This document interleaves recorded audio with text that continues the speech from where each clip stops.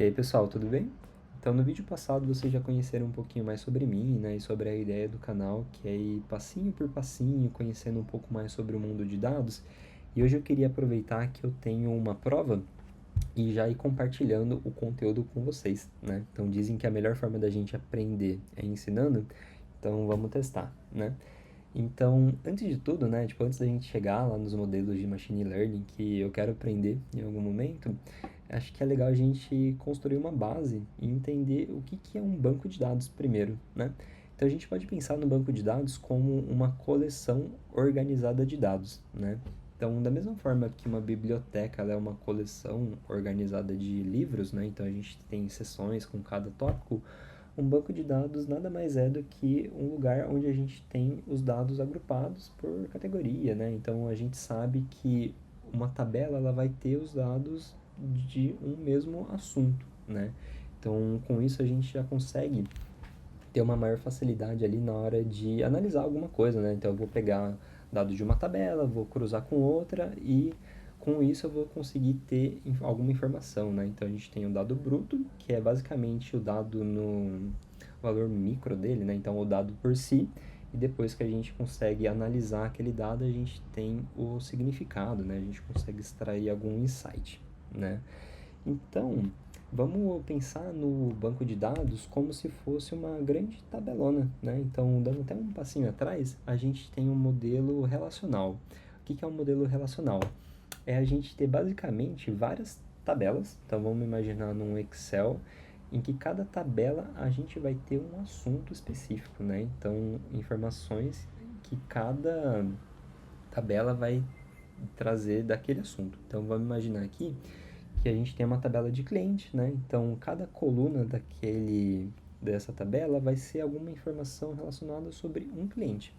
Então, a gente vai ter uma linha sobre o Vinícius, que o Vinícius tem 26 anos, uma outra coluna poderia ser a data de nascimento, uma outra coluna, por exemplo, a minha profissão. Então, aqui a gente tem sempre informações relacionadas a um cliente, né? Então, vamos imaginar que a gente tem várias tabelas. Então, isso seria o comecinho do nosso banco de dados, né?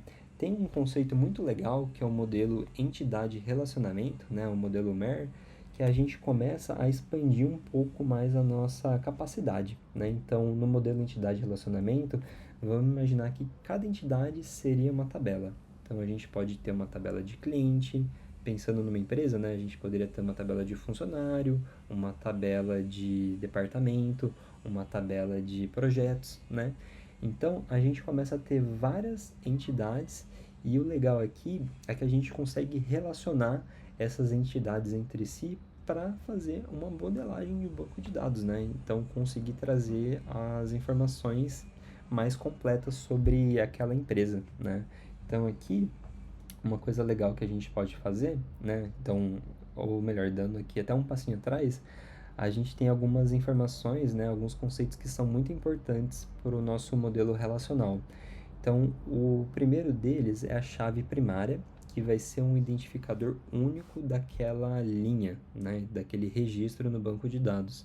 Então, vamos imaginar, por exemplo, numa tabela de pessoa, e o nosso identificador único, né, a nossa chave primária, poderia ser, por exemplo, o CPF, o RG, né?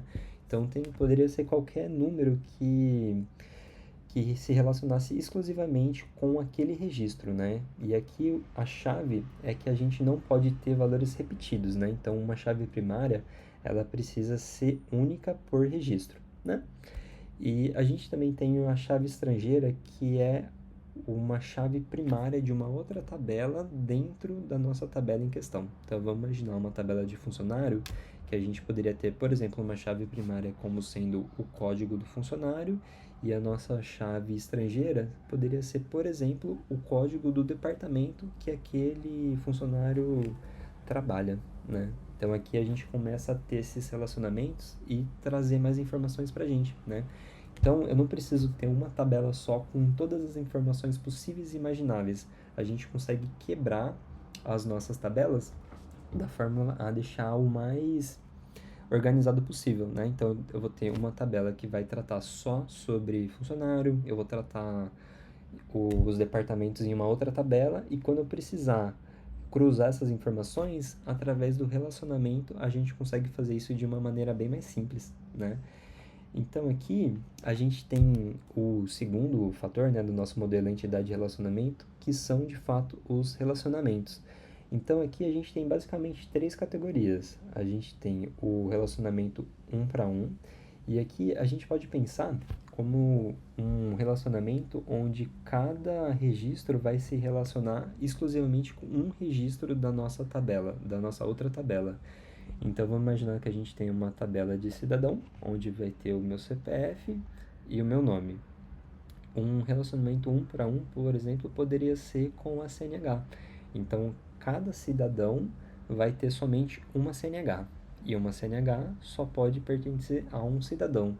Então é sempre essa ideia de exclusividade, né? Então sempre um registro de uma vai conversar com um registro da outra, né?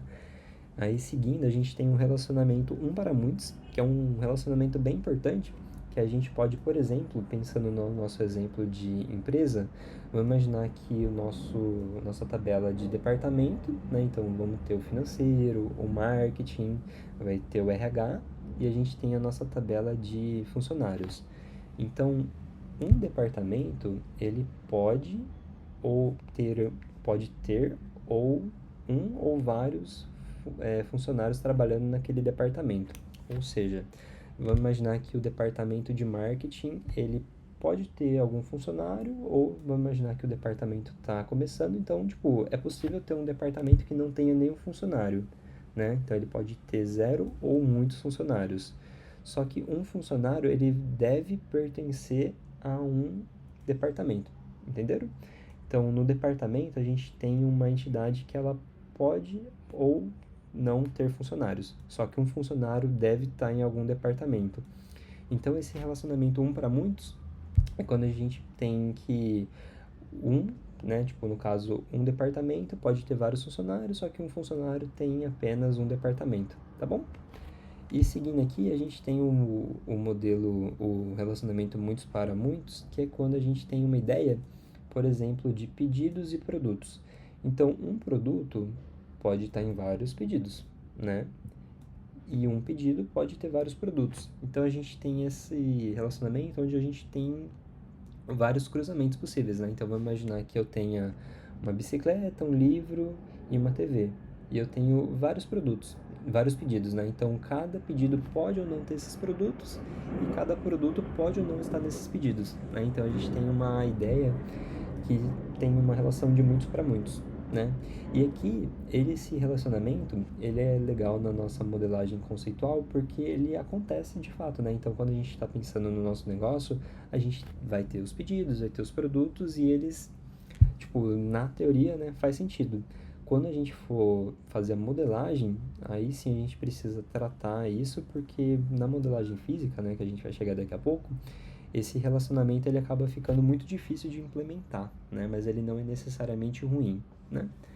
Então, dando um passinho a mais, a gente pode falar sobre as modelagens de um banco de dados. O primeiro passo é a gente ter a modelagem conceitual, que é quando o time de negócio vai ajudar a gente, né, um DBA, né, o administrador de banco de dados, a entender o negócio.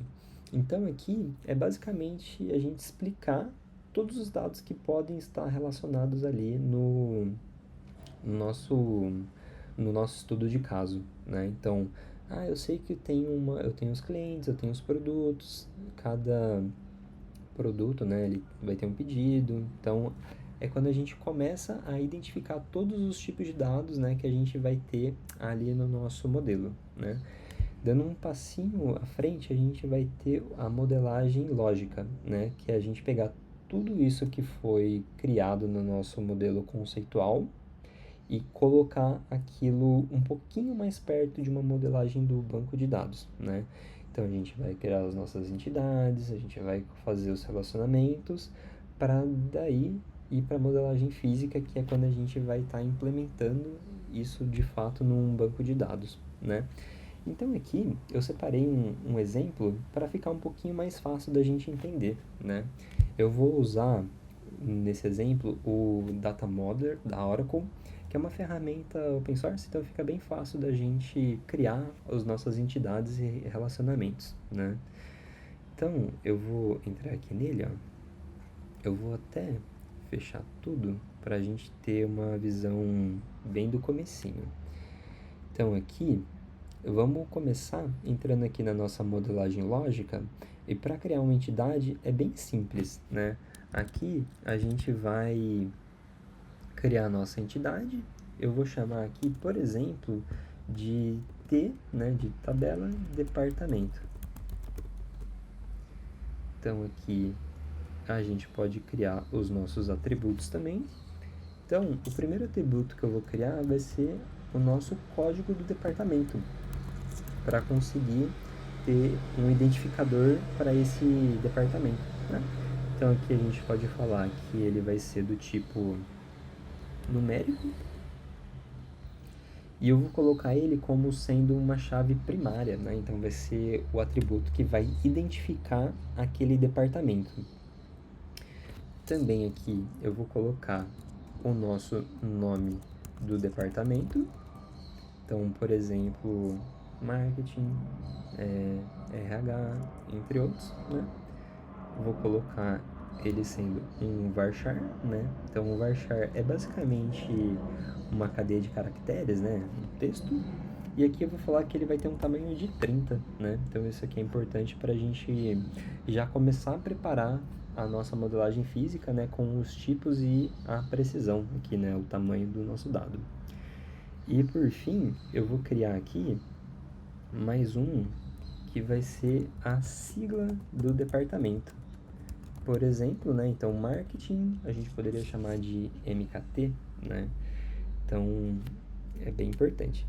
E aqui a gente pode falar que ele é um char, né? Então aqui é uma cadeia simples de caracteres que ela espera receber essas três posições, né? Então a gente sempre vai ter o departamento sendo criado, né? A sigla dele sempre com três caracteres, tá bom? Então, maravilha. Aqui a gente já tem a nossa primeira entidade. Eu vou só fazer um ajustezinho aqui na nossa visualização e trocar a anotação para engenharia da informação, que é o formato mais usual, né? Então aqui a gente já consegue ver a nossa entidade, os nossos atributos e aqui as nossas constraints, né? Então no caso aqui a gente por enquanto tem só a nossa chave primária. Muito bem. Então, para exemplificar um relacionamento um para muitos, eu vou criar aqui também a nossa tabela T funcionário. E aqui eu vou colocar que a gente vai ter o nosso código do funcionário, que aqui vai ser o identificador único daquele funcionário. Eu vou colocar que ele vai ser um numérico também, e ele vai ser uma chave primária, tá bom? Eu vou colocar aplicar e vou incluir também o nosso nome do funcionário. A gente pode colocar aqui, vai ser um varchar. Como o nome do funcionário pode ser um pouquinho maior, eu vou colocar aqui como tem um tamanho de 50. E eu vou falar que ele vai ser obrigatório, né? Maravilha, então a gente tem o código do funcionário, o nome do funcionário. Eu vou colocar mais um aqui que vai ser a nossa data de admissão. E eu vou colocar que ele vai ser um date, né? Então a gente espera receber aqui uma data. Maravilha. Então aqui a gente já tem as nossas duas tabelas prontas. Então a tabela de departamento e a tabela de funcionário. E aqui o legal do nosso modelo entidade de relacionamento é que a gente pode colocar que o nosso funcionário pertence a algum relacionamento, né? Algum departamento, quer dizer. Então eu vou colocar aqui, ó, que um departamento ele vai ter o funcionário. Aí, aqui é só mais uma questão do data model, mas a gente pode colocar que o funcionário pertence a algum departamento, tá bom? Aí aqui um ponto importante é o conceito de cardinalidade. O que isso significa? Basicamente os limites, né? Então vamos pensar, o departamento ele pode né? Então, ele tem aqui a origem opcional, então, tipo, ele pode, né? Então, ele pode ter o funcionário ou não ter. E o limite é basicamente que ele pode ter muitos funcionários. Então, aqui a gente vai ter o departamento podendo não ter nenhum funcionário ou tendo vários funcionários. Só que aqui o funcionário ele sempre vai ser de um departamento, tá bom? Então aqui o departamento pode ter vários funcionários, só que um funcionário ele precisa estar em algum departamento, tá bom?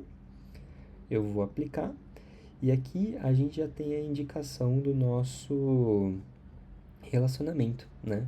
Então aqui um jeito legal da gente interpretar esse relacionamento é como o departamento ele pode, né? Então essa bolinha ele pode ter zero ou vários funcionários, só que um funcionário ele sempre vai ter um e somente um departamento, né?